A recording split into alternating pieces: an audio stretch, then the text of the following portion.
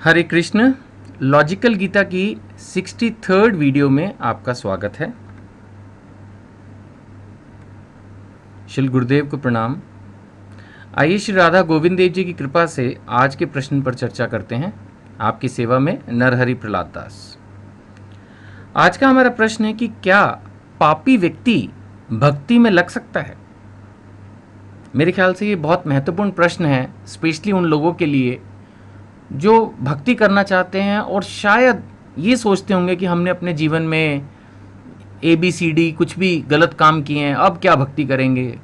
कई बार ऐसे व्यक्ति जब भक्ति करने लगते हैं तो दूसरे लोग भी टोक देते हैं कि 100 चूहे खा के बिल्ली हज को चली, लेकिन सोच ये है कि चली तो पॉइंट इस बारे में आज का डिस्कशन का है कि एक व्यक्ति ने अपने जीवन में गलती से जानबूझ के कुछ पाप किए हैं, लेकिन अब वो उन सबको छोड़ के भक्ति में लगा हुआ है, तो क्या वो प्रोग्रेस कर पाएगा। इसके बारे में भगवत गीता क्या कहती है। 4th chapter 36 shloka. अपि चेतसि पापेभ्य सर्वेभ्य पाप कृतं तम सर्वं ज्ञानपल्वेनेव वर्जनिम संतरिष्यसि।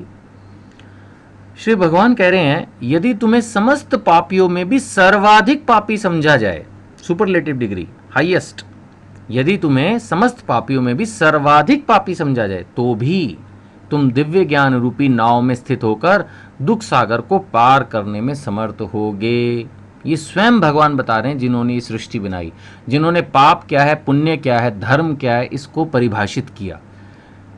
ऐसे स्वयं भगवान श्री कृष्ण ये कह रहे हैं कि चाहे आपने अपने जीवन में कितने भी पाप किए हों, नो प्रॉब्लम, स्टॉप देम।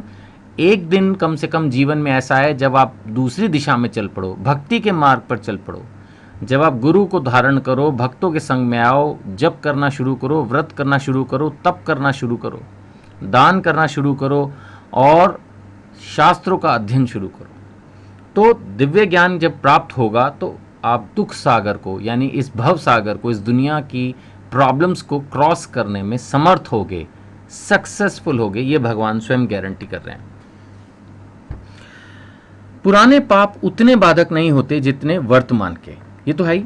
अब एक आदमी अगर पाप अपने जीवन में कर चुका है,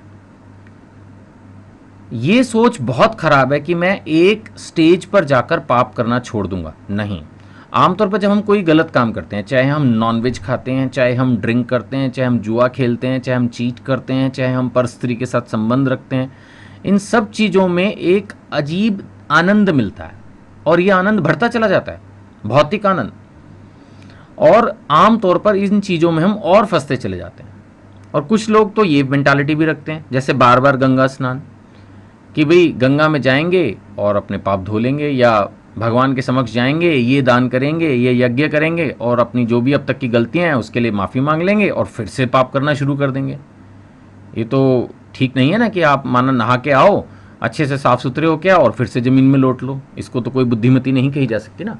तो यानी भक्ति में प्रगति के लिए पिछले पाप कितने भी किए वो कोई फर्क नहीं पड़ता, लेकिन उसको रोकना होगा हमेशा के लिए कि अब आगे नहीं, तब प्रोग्रेस होगी। एक और बात इस विषय में कही जा सकती है, जैसे कहीं मान लीजिए 100 वर्षों से घना अंधेरा हो और वहां दीपक जला दिया जाए, तो क्या दीपक को अंधेरा खत्म करने में 100 साल लगेंगे? नहीं, जैसे दीपक जलेगा वो अंधेरा खत्म हो जाएगा। ऐसे ही जितने भी पाप किए हों उससे कोई फर्क नहीं पड़ता। जैसे ही गुरु के संग में आने से, भक्तों के संग में आने से, शास्त्रों के संग में आने से हम भक्ति के मार्ग पर प्रोग्रेस करते हैं, सेवा के मार्ग पर प्रोग्रेस करते हैं, जीवों के ऊपर परोपकार करने की इच्छा करना शुरू करते हैं, अपने आप हमारा जीवन परिवर्तित हो जाता है। पराये पापी पुरुष परमात्मा में नहीं लगते। नेचुरली लोग कहते हैं अरे ये खाने पीने वाला व्यक्ति है, ये क्या करेगा भक्ति।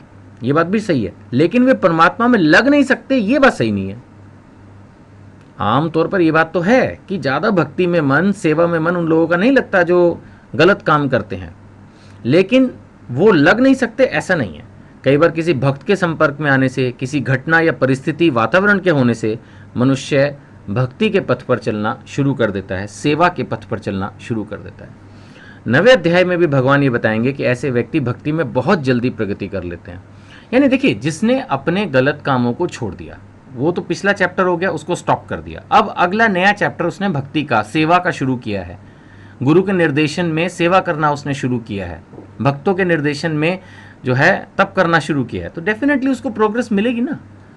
हाँ, जो उसके पिछले कर्म है उसके लिए जो भी सज़ा भगवान ने मुकर्रर की है, थोड़ी बहुत भगवान अपने भक्तों के जो पाप हैं उनको भी काफ़ी हद तक क्षमा करके उसका जो फल है वो काफ़ी रिड्यूस कर देते हैं। ख़त्म तो नहीं कर सकते, क्योंकि जिसने पाप किया उसका फल तो मिलेगा ही मिलेगा, लेकिन वो काफ़ी हद तक कम कर देते हैं और उनके दुखों को सहने की क्षमता भी दे देते हैं। लेकिन तब जब हमने उसको पूरा रोक दिया और आगे पॉजिटिव दिशा में हम आगे बढ़ चुके हैं। ये भी बड़े आराम से कहा जा सकता है कि ज्ञान प्राप्ति में मुख्य बाधक पुराने पाप नहीं, बल्कि हमारी भोगों के प्रति आसक्ति है। जब तक ये आसक्ति हम नहीं छोड़ेंगे, अगर हम सोचते हैं कि जो हम इंजॉय करना चाह रहे हैं वो इंजॉय तो हम करते ही रहेंगे, उसको हम नहीं छोड़ना चाहते, अगर हमारी ये सोच, ये मेंटालिटी है, तो डेफिनेटली फिर स्पिरिचुअल प्रोग्रेस होना बहुत मुश्किल है।